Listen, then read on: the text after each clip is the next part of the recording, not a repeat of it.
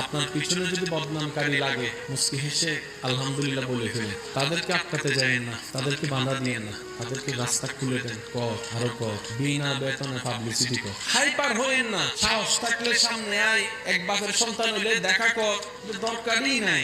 আল্লাহ আপনাকে বিনা যুদ্ধে জয় করতে চাচ্ছেন। আপনি কেন যুদ্ধ করে খামাকা শরীরে শক্তি নষ্ট করবেন? দরকার কি? ছেড়ে দেন না তাকে আপন হালতে। সে বদনাম করবে, আপনার গুনাহ নিবে। সে বদনাম করবে, নিজের সওয়াব আপনাকে দিবে। সে বদনাম করবে, আপনার প্রচার করবে। সে বদনাম করবে, আপনার নামটা যে জানে না তাকেও শোনায় দিবে। তো সে যখন বিনা বেতনে এমন কাজ করতে চাচ্ছে স্বইচ্ছায়, আবার অন্যদিকে ওয়াইলুল লিকুল্লি হুমাযাতিল লুমাযা, তার উপর অর্পিত হবে। আপনার টেনশন কি?